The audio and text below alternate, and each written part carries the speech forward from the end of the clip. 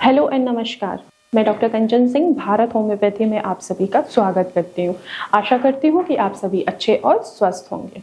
और आज के इस वीडियो में मैं आप सभी से बात करने वाली हूँ कि एक किडनी फेलियर का पेशेंट अपने डाइट में किन किन दालों का सेवन आसानी से कर सकते हैं।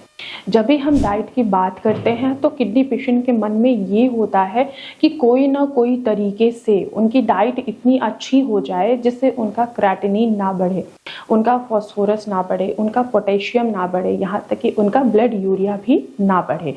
तो आज मैं इसी टॉपिक से बात करने वाली हूँ कि एक किडनी फेलियर का पेशेंट कौन कौन सी दालों का सेवन आसानी से कर सकता है। बहुत सारे ऐसे पेशेंट हैं जिनको अपनी डाइट को लेके बहुत सारे सवाल होते हैं। उनमें से एक सवाल है दाल के बारे में।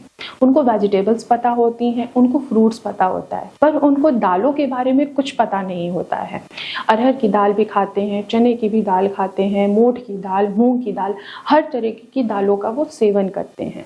फिर उनको देखने को ये मिलता है कि उनका जो क्रेटिनिन पहले से बढ़ रहा है वो और भी ज्यादा बढ़ा हुआ नजर आता है। तो आज मैं इन्हीं दालों के बारे में बात करने वाली हूँ कि एक किडनी फेलियर का पेशेंट कौन कौन सी दालों का सेवन कर सकता है। हम डॉक्टर्स एक किडनी फेलियर पेशेंट को प्रोटीन लेने के लिए मना करते हैं।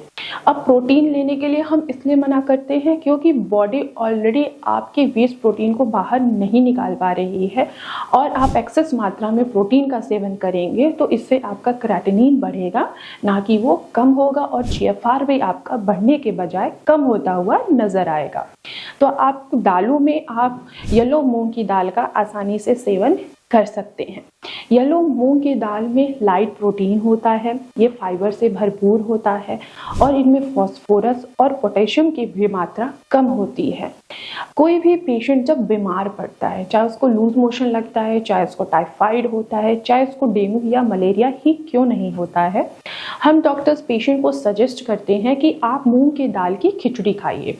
मूंग की दाल में लाइट प्रोटीन होता है जो कि ईजिली डाइजेस्ट हो जाता है और हमें बीमारी से रिकवरी में आसानी महसूस होती है और हम वहाँ से वापस भी आ जाते हैं। अगर आप ऐसे दालों का सेवन करेंगे जो आपके डाइजेशन के लिए भी अच्छा नहीं है और ना ही आपके किडनी के लिए अच्छा है, तो इससे आपका क्रेटिनिन बढ़ेगा ही बढ़ेगा। तो आप किडनी के पेशेंट हैं तो आप सिर्फ येलो पीली मूंग की दाल का ही सेवन करें। इनमें लाइट प्रोटीन होता है, इनमें फाइबर होता है, इनमें लो पोटेशियम भी पाया जाता है जो आपके बढ़ते हुए लेवल को बढ़ने नहीं देगा और क्या करेगा, बैलेंस करेगा। और साथ ही साथ आपने देखा होगा कि जिनके भी पाँव में स्वेलिंग आ रही है या यूरिन में झाग आ रहा है तो हम उनको लाइट प्रोटीन का सेवन करने के लिए सजेशन देते हैं। तो आप लाइट प्रोटीन में येलो मूंग की दाल का सेवन आसानी से कर सकते हैं। इसके अलावा आप मसूर की दाल का भी सेवन कर सकते हैं। मसूर की दाल में भी लाइट प्रोटीन होता है, ये भी लो पोटेशियम होता है इनमें और लो फास्फोरस पाया जाता है।